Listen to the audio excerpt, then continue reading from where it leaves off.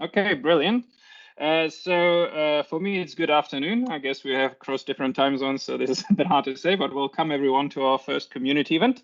And it's great that it's not going to be me who's going to be doing this community event, but it's going to be Badis. Just a kind of reminder, so Badis, he proposed to do the Beamline for Schools project, actually quite late, right? Then he actually managed to put together a team. Then it happened that they were actually turned into two teams, because they had kind of some communication issues across different time zones. And in fact, both teams submitted, which is great.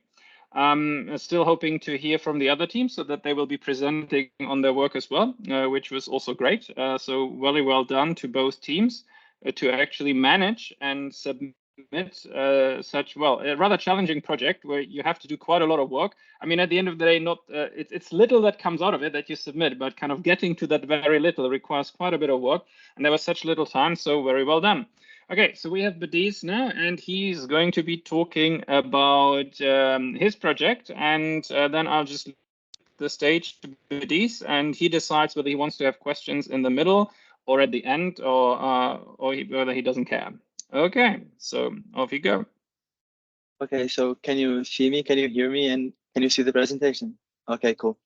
So my name is Badis. It's 6 a.m. here, and everyone is welcome to ask any question whenever they want, or we can make it a bit brief and have questions at the end, however you feel comfortable. So our team is Team AstroCAS because AstroCAS is an astronomy club here at my school that I'm leading, and 4 of our members are from this club. So yeah, we created a team. I would like to name our members: myself in bold, Adway from India, Marcus from Estonia, Barak from Israel, Ariane from the US, Kasha from Poland, and Famida from Bangladesh. So our work for the CERN Beamline for Schools was about changes in batteries performances in space-like radiation conditions. So introduction to the competition, so that I explain what the competition is, what is it about, and everything. These are screenshots from the BL4S website. BL4S is an international physics competition for high school students hosted by CERN.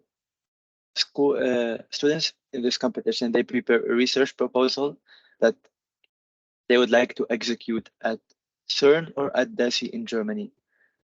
It should be executable. We have all the documents that you need to know what facilities they have for BL4S, to know which accelerators, which detectors, which everything that you need to know to prepare a well-studied research proposal. I will not say our project was the best studied proposal because we started around 20 days before the deadline, but it worked. So we had access to the proton synchrotron, we have access to an antimatter beam, we have nearly everything that we need to do a good proposal where we study something of our interest. Our proposal was about changes in batteries' performances in space-like radiation conditions. So obviously, thank you now to the team. We can see how international and diverse the team is. 8 countries, 4 schools from 4 different countries, 3 different countries. And yeah, so I'm gonna start by a few screenshots from our paper. This is not the whole paper, of course. I don't wanna go through the whole of it. So we started by defining what's a battery. We went through the main 3 components of a battery. And then we looked at 3 of the most commonly used batteries in the space industry. We picked the lithium-ion battery, the nickel hydrogen battery, and the silver zinc batteries. These 3 kind of batteries are the most common. We picked examples where they were used in the Mars rover Spirit, in Hubble, ISS, and the Apollo missions. And then we dove into which kind of issues have these batteries met previously. For example, we had in high radiation areas, batteries faced problems previously. In the Hubble Space Telescope, some of the nickel hydrogen batteries experienced capacity loss. In the Mars Exploration Rover, some of the lithium-ion batteries used to power the rovers experienced an unexpected capacity loss. So we tried to back our proposal by real-world applications, by a real-world issue that's actually happening. This is not This is, to be honest, more practical than it is theoretical. And then we try to look at how could the battery's performances be measured. So after a few research, I would like to thank our member Ariane. Ariane is very interested in research about batteries and he's more interested in computer science. So he did the Python simulations and everything. So our first method was capacity retention. We explored capacity retention, explained it, and then modeled what we expect of the capacity, battery capacity over time. To the left, to the right of the screen, you can see the Python code that Ariane wrote. I believe it's visible for you, so we will not be going through the Python code now because first of all, I'm not the best person to talk about that, and because we would like to keep this not as long as possible. Then moving from the capacity retention, we talked about the open circuit voltage, the OCV. We also explained what the OCV is. The OCV is a measure of the battery voltage when no current is being drawn from it. The three simulations for the three types of batteries, as mentioned previously, have lithium ion, silver zinc, nickel hydrogen, and obviously to the right, the not as readable Python code. Maybe Dr. Bar in the description of the YouTube video, and this is uploaded on YouTube, they can attach a PDF file of our proposal or my email, and I will be more than happy to send you the proposal if you're interested in looking into the details of the proposal. We could have put it there, but we certainly should put a link like into like on the Discord in the project itself, right? So where we have like Beamline for schools, like posting links or uploading the files. I mean, the files when they're PDFs should not be that big, so I think that's a good idea to actually have them there. And of course, once this thing is on YouTube, it will be on the PhysicsBeyond channel. Then I will also post a link in that, so everything will be in that project. Thank you, Dr. Bar. So this is what we expect from the voltage function of the three batteries and the radiation. Then moving on, we prepared an experimental setting that we would like to apply there at CERN. First of all, the T9 beamline is a fixed part of the experiment that we cannot adjust. So we just put it there, but we explained in our explanation what the colorimeter, collimator will be used for, and the benders. And then we moved on to our experimental area, which had two scintillator counters, a hollow counter, and a lead crystal calorimeter, and then the battery in the middle. So basically, our experimental idea is to test how the battery performs when it's put into space-like radiation condition. So radiation, we will get it from the proton beam, and these detectors are to detect collisions, to detect particles that did not collide, and to detect the jets of particles that collided with the battery, just to make sure that everything happened in the expected way. And then we will take out the battery and perform our measurements that we explained earlier and did Python simulations for. Then part of our paper and part of the competition is an optional part, is to create an outreach activity. So the outreach activity that we came for is a kit to simulate dark matter for children. So the point of the outreach activity is to make a small science box, in our case, or anything that could explain any content from, as far as I know, from particle physics to astronomy, it doesn't really matter, or yeah. And we went on explaining dark matter. So this is a kit that just shows how the angular velocity will change by adding more central weight. And obviously we created instruction pages, how the box would look like, and we could not attach a real apparatus or real materials like the picture of them because they were not as eye-pleasing as the ones drawn. So we attached the drawing.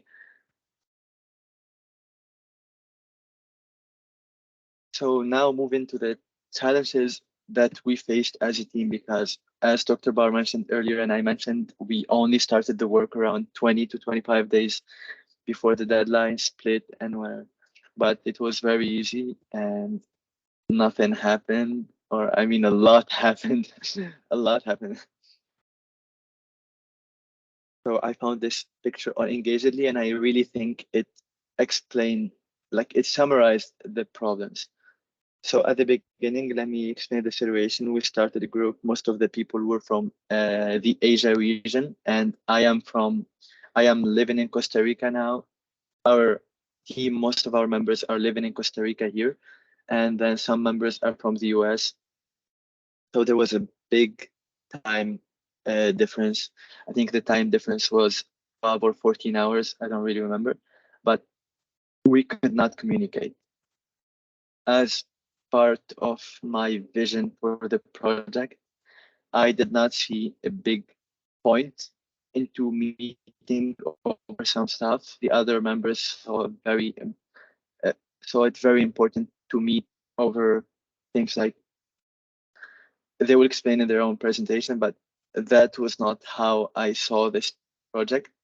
And we ended up splitting into two teams, and thankfully we ended up submitting two projects. So our two teams, we needed to find team members. We found team members on LinkedIn. I would suggest LinkedIn or Reddit, where you could find people who are interested in that subject area, and then you get to know each other, you get to talk, and then you get to decide whether that person is a fit or not for your team. That's what I use, at least. And then our first challenge was that we have the lack of trust to the bottom left. We have 20 days left. Will we make it? Will we not make it? Should we even try? Is it worth it? Will we waste 20 days in exam period and then not even have a submission ready? How hard is it gonna be? But then we said, okay, let's go into it for the experience. We will not win. We don't need to win. We just want to participate, to learn, to write a research proposal. It's not every day that you get the idea to submit a research proposal to CERN, and let's just not miss it. So my proposal, we were going to start about the impact of the changes in performances in electronic components in space-like radiation. But then as Ariane joined our team, he's very interested in batteries. He knows a lot about them. He encouraged the team to look more into them, and we ended up narrowing down our work into the impact of radiation on batteries. Then moving on to unclear goals in the center. So we need to set up some goals. We agreed that we'll not make the video. The video submission is an optional part of the competition. Obviously, it's good if you make a video, it's gonna explain your work even more, but it's not part of the assessed work by the CERN scientists. And it's optional, and only one video wins at the end. We did not really have time for that. So we said our goal is to prepare a research proposal as good as possible, but we will sacrifice the video. Then, based on following the example of Monica's group last year, we created a Google Drive where we put everything that we have, which is accessible by everyone. I was not going to do that if I did not see Monica's work last year, so thank you, Monica. We divided the Google Drive into folders, this for the outreach activity, this for everything had its own folder, everything has its own location, and we tried to work on everything step by step. Then role uncertainty, we created our Google Sheet, member names, everyone was their role. We did 3 meetings where we set deadlines, where we set goals, small tasks, and very specific tasks, so that no one is stuck in that broad task of research about batteries. No one will do that, or someone will do that in the most broad way possible. Batteries are used in cars. Okay, cool. We said that someone has to look into examples where batteries were used in space missions. Someone has to look in issues that happened in using batteries in space missions. Someone, for example, Marcus is a very artistic person. He's interested in physics, but also in drawing, photography, making. So he took the outreach activity on his own. We trusted Marcus. We set deadlines for Marcus, of course. By this time, you need to have the description of the outreach activity ready. By this time, you should have the box ready. By this time, you should have the drawing ready. By this time, you should have the apparatus ready. I tried as a team initiator to take more tasks just so that I'm not telling people to do some stuff, but I'm also doing it with them. And I tried to be in every part of the project as much as possible. Obviously, I will not be able to do that perfectly, but I tried so that I think it should be in every teamwork, there should be a leader, maybe two, maybe three, but there should be some difference in status and it should be pretty clear. So because as a leader, even if we are all 18-year-old students, I think the name team leader, team organizer, team, I don't know, initiator gives me some sort of power that if I hop into that group chat and say, I did this, what did you guys do? And then they feel that I am engaged with them. I don't know, the team leader is engaged. Let's all make this happen. Let's all make this. Da, da, da. Even in the outreach activity, hi, Marcus, send me what you have and I will edit it. I'll try to add to it. I'll try to fix it. And then we try to be as interactive as possible, setting the deadlines. We tried, obviously it did not work well because there were exams on the way, but we tried to not let anything go past the deadline. Actually, many of the things we finished 5 days before the deadline, 3 days before the deadline, which allowed us for final days of revisions because we were expecting that we will end the work on 2 days before the deadline. That's what I said, so that we have 2 days of revision, but then we ended up having like 4 or 3, which was very cool. And then disengagement, I think once the members are in, it will be a very hard problem to solve. Because if someone has chosen to participate in such a project in a teamwork, but then they start getting disengaged, it's going to be a very hard problem to solve because you don't know where to start solving that. Like what happened to make that person disengaged? You cannot really ask someone about their personal life. You have time, you don't have time, you cannot say that. So in my journey of picking the team members, from my school, I made sure that I pick people that I know will be engaged throughout the whole process of writing the research proposal.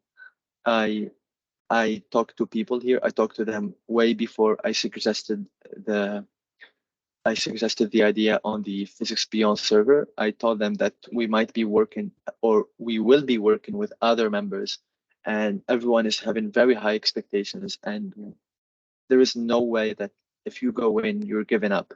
Obviously, some people missed the first meeting, second meeting, third meeting. Then we ended up with only 4 people from our school. We were expected to have 6 or 7 from here. Then I hopped on LinkedIn. Obviously, I made it clear that you should prove that you will have enough time to do that. You should prove that you are willing. Why would you want to do this? Why are you even here? Why are you not applying, but why are you trying to join this work? What are you interested in? And then everyone nearly had that Easter break on the beginning of April. This is my first time moving out of my country, so I never lived the Easter break, but everyone has it all around the world. So yeah, we got the chance to do a lot of work over the Easter break. And before that, Ariane made sure that he said, I'll be available around 2 hours a day during school because it's an easy period. Now I just finished my exams. I don't have anything to do. I didn't have the afternoons that period, so I made sure that I have 2 to 3 hours a day into looking for what I need to look for at least a consistent week. And then the members here, we set our meetings beforehand so that this is something stuck in their schedule and they have to move everything else around it. We fixed our dates everyone agreed on that. No one was forced to pick to sign up for a date that they're not comfortable with. We removed some dates, we added some dates so that everyone is comfortable, and no one has the chance to not attend the meeting just because they cannot, unless an urgency happened, which thankfully nothing happened. Most of the meetings happened in real life. Ariane joined us in one meeting on Discord. Other than that, most of them happened in real life. We did not really force the members from other countries to change their time to be flexible so that us people here can meet them in our time. I made sure that doesn't happen. I made sure that everyone is comfortable in their own time zone. I made sure that I'm awake and willing to talk to everyone whenever they need to. So the teamwork went very well. The most important thing is that we had unclear steps. We had clear steps, like step by step. This person, Kesha from Poland, you need to have this ready by, I don't know, a week. We can meet if you need it. I can meet you. We can post in the group chat. We can discuss it. But then this needs to be ready at that time. And then finally the talent differences to the bottom right. I explained the talent differences earlier. I said Marcos is an artistic person, went up to work on the outreach activity. Barak likes more the experimentation. He did the whole experimental setting. Obviously, we reviewed it after that and everything. Ariane likes computer science and batteries. For a reason, he likes batteries. So, so he did the battery simulations. He did the Python programs. And then, we made sure that the person that likes the writing does more writing. The person that likes CS does more coding. The person that likes art does more drawing. And the person that likes physics gets access to everything and can participate in everything. So I think that's it. Maybe the lesson to learn from our work, if you're participating in CERN BL4S or in any other team project, maybe in research one day. I'm not knowledgeable enough to talk about that at this point. I think tasks should be set clearly, and they should be small tasks, even at close time intervals. I think would rather have 5 very small tasks in a week than one big task and very global task in a week. Because having 5 specific tasks, what did you do for researching about batteries in space-like conditions? I have this, this, and this. What did you do about the components of a battery? 3, I don't know, electrodes, electrolyte, cathode, anode, this. What did you do about this? Everything very quick and everything very productive, let's say. And mainly to acknowledge the talent differences. I don't know if this is the same in academic research at one point, but at least I know that in firms or in companies, not everyone is knowledgeable about everything. Some people specialize in those areas, which will make the work quicker and more beneficial, I think, for the company. And that happened the same here. We did not expect everyone to understand the Python code. Like, you don't need to understand it. We trust you with your work on this. You don't need to understand the Python code, but you should trust the other 3, 4, 5 members who will be working on that, will be looking into that they will do their job the way we trust you to do your job. So that's at least what I learned from this experience. The time was a big constraint. We had a tough 20 days to work on this project, but we ended up working on this project. And again, you will hopefully find it attached with in the link in the description box. And also, I am Badis. I don't know if you can see my name here, but reach out to me on LinkedIn or my email on anything, and I'll be more than happy to send you our Google Drive where where we did the planning. You can see the planning, you can see the tasks scheduled, you can access timestamps, and you see how some things got rescheduled to 2 or 3 days before, some things got delayed. The video, we said if we have a week left, we will do the video, and then we remove the video at all. But you'll see the changes and you relive the experience day after day if you're interested in learning from it. But I think learning from the experience itself is uncomparable. Yeah.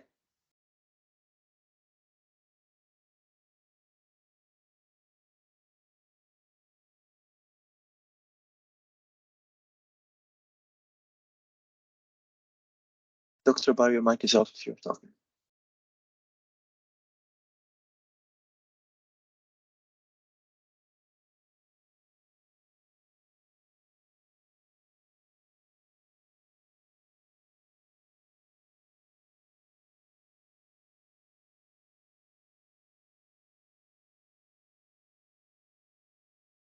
Right. Okay. Now found it. Microsoft Teams, always a pleasure. Right. So first of all, thank you very much. Before I ask my questions, what about the audience? Are there any questions from the audience? Just speak.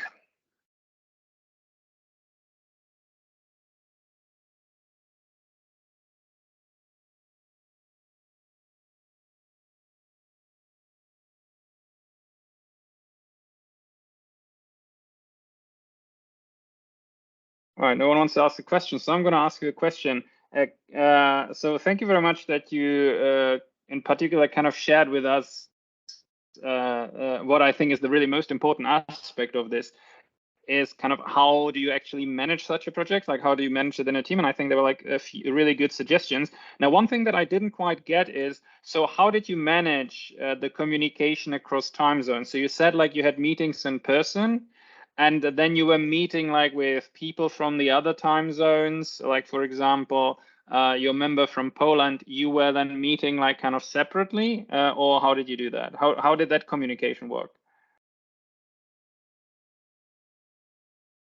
So, Dr. Bar, I think you're familiar with my sleep schedule, which I'm not very which I'm not very proud of. But yeah, I'm working on that. I'm working on getting at least 7 or 6 hours of sleep every day. But at that time, I would get 4.5, 5 hours a day, making myself available for every team member that needs me, that needs my support. So when we meet here in real life, I make sure that we post in the group. We had a Messenger group chat, and then which was more accessible to everyone because Messenger is more accessible on your phone than Discord, to be honest, or than anything. So everyone on their go can text anything they might need or want to tell. And yeah, so we would meet in real life here in one of the houses in the school, and then send on the group chat an update. I did an update, or we did an update on this document. This deadline changed. This thing changed. We create a poll. We create like a voting by reaction, because it's a Messenger group chat. You make it obvious that a team member who is engaged has no reason to not vote on a poll in the next 8 hours. If they just slept, they will wake up in 8 hours. If they slept 4 hours ago, they will be awake. And if they're awake, they will be awake. So no member who is engaged had any reason to miss any part of the project.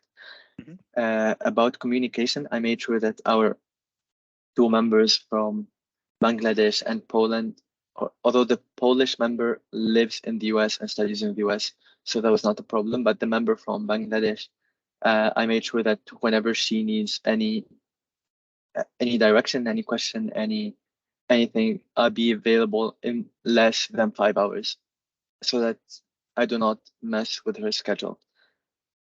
And that's what I mentioned at the beginning.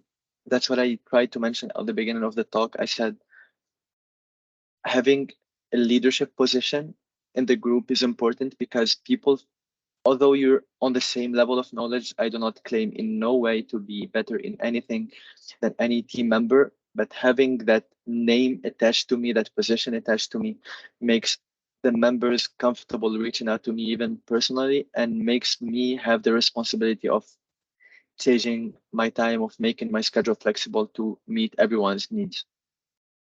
Okay, awesome. So essentially, like you were focusing it like when it came to meetings, okay, you were focusing it like on the group that's kind of working together live, but then you were trying to kind of you sacrifice yourself in that sense as the leader to just work with people individually, and so.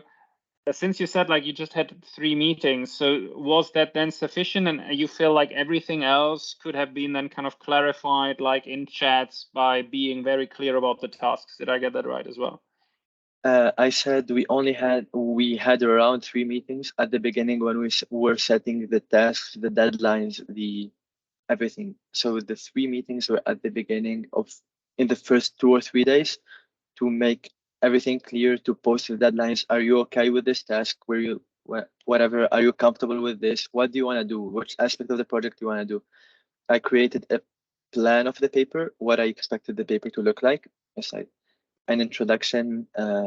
You can find all of this on the drive. Yeah. An introduction, background theory, experimental setting, the diagram, experimental setting, the writing, outreach activity, doing the citations, and then implementing on LaTeX.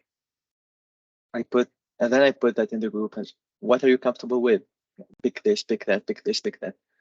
About the meetings here, our only meetings, because I had the chance to meet the people here and it was not very hard. So I just do meetings to track progress. Like, I know you have a deadline in a week, but where have you been now? Have you been working on that? No, because whatever. But it would be better if you finish it beforehand and they feel encouraged. If you need anything, please let me know. Knock on my door, call me, and I will be there. I will help you look into stuff or whatever. And most of the deadlines end up, like most of the tasks end before the deadlines. And then also we make the meetings accessible to the members who are in the US. I said, like, we are meeting now. If you want to, you can join us on Discord. It's tough for the member who is not here to be around 4 people who are next to each other and talking. So that didn't really happen. It only happened once, I think. But we make sure that everyone is comfortable and everyone is working at the same time. Okay, awesome. So are there other questions meanwhile?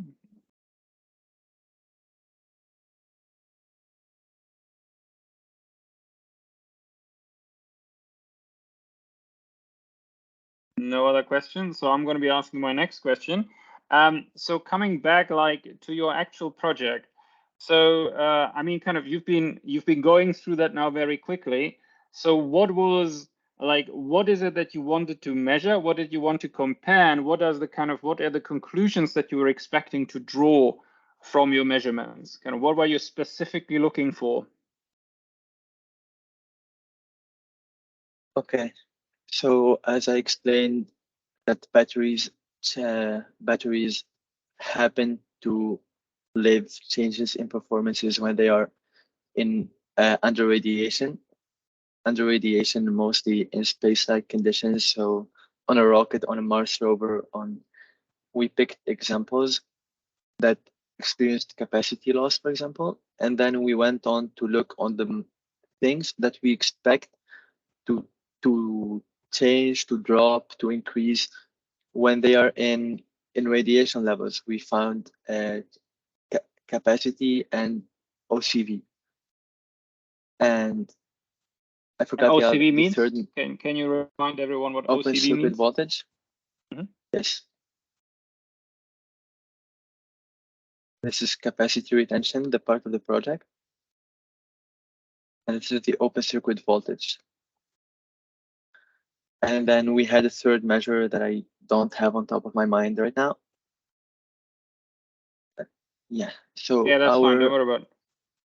The point of our project was to test the 3 most common the three most common types of batteries in space-like radiation conditions, and then study the changes in their performances, see how the performance change, and then we end up picking or finding the type of battery that would likely have the smallest drop in performance or the optimal one to be chosen. We explained our interest in conducting that even more because, for example, lithium-ion batteries, there could be multiple types. We picked the common one. Here, 1 second. For lithium-ion batteries, the common most used one was the one in Mars rover Spirit, but there are other that used in different tasks. We explained our interest in conducting more experiments if time allows at CERN, but due to the word limit and due to the time limit at CERN, we will not be able to conduct experiments on everything. So we limited or narrowed down the number of batteries to 3. Mm-hmm. And then kind of what was the purpose of doing these Python simulations? The purpose of doing the Python simulations was to have a theoretical expectation, let's say, and that to go on there and try it. If this is your theoretical expectation, but then your graph is upward sloping, then something is happening, you know. So yeah, we need some kind of reference, something to relate to at the end of the day. Okay, great. Awesome. So are there any more questions? A lazy audience should be asking questions. Silence. All right. So thank you very much, Badis, for kind of kicking us off. I think it's also great that we've recorded this now because I think this will be a great future reference for people next year, like who want to do the Beamline for Schools project. And thank you very much for being so open also with the resources and sharing it. I think that what you said is very, very important indeed. Kind of learning from that experience, that is the really, really most important thing. And it is an incredibly valuable experience. And I think in particular, it is valuable due to the teamwork, right? Because first of all, again, you're facing the issue, or like they've been facing the issue. And I think future teams will be facing that issue. Well, you have people across the world. You kind of need to organize them somehow. You need really good team management. And this is an extremely valuable, valuable experience, right? So I'm just kind of winking now to all the Beyond research scholars. If I could scholars. jump in here. Yeah. If I could jump in here, if someone made it to this part of the video, I have mentioned already that our team learned from Monica's team. Monica is a scholar who participated in BL4S last year, and we learned from having her resources, her Drive folder out there. So I think someone having this video, having the resources from our team, maybe Monica will be willing to share the resources of her team to can learn a lot from experience. And I think we learned from her experience to make this happen in 20 days. So if you have more time, you learn from experience, you use your time very well. Everyone can conduct such a project in a very optimal way. Awesome. So thank you. It's going to definitely be on the project, like in the Discord server in the project section where we'll be gathering resources. Whether Monica is happy to kind of share it on YouTube, well, that's a different story. So this is up to her. But it's definitely going to be on the Discord server. And I think what is very, very important here is really kind of the team management. Monica last year also came up like with a very interesting model, like with the cycling leadership. That has worked really well, so that everyone kind of feels empowered and everyone feels that they're contributing to the project. And Badis was stressing that as well, kind of by making sure, do you need help, having a clear distribution to tasks, having deadlines. So I said I'm winking to the Beyond research scholars and our eternal struggles of actually getting like the teamwork working, which is hard. And we've heard also another thing, which I've been saying is important, that you have fixed meetings, right? That this just happens and that people just have to plan around it rather than kind of coming, oh, we need to schedule a meeting tomorrow, I'm not going to do it, and then no one's really available, right? So getting people involved, making them engaged, I think that's also very important, in particular as you're kind of, you don't know each other personally, right? We know each other from the internet, so this is kind of much harder. And Badis has been dealing with this by saying, oh, well, I have this kind of core team who's been kind of set up at the school. So again, the importance of location and the importance of in-person contact cannot be stressed enough, but then having successful strategies to run things online is very important. And so, yeah, because I've been also mentoring Monica's team last year, it's great to see kind of these different approaches also from the other team. So definitely lots of valuable experiences. And again, please share your insights, as Badis been doing. So maybe that's kind of now message to the future. Please share your insights as well. And yeah, have fun. And hopefully everyone who's been doing this project next year, best of luck. So thank you very much, Badis. Is there any final questions that now kind of popped up or something? Your last chance, at least, to ask now while we're live. No? Okay. So, Badis, thank you very much. Have your breakfast. I'm going to have lunch now. And yeah, thank you very much for kicking us off with our first community event. Yay! Bye-bye. Thank you. Bye-bye.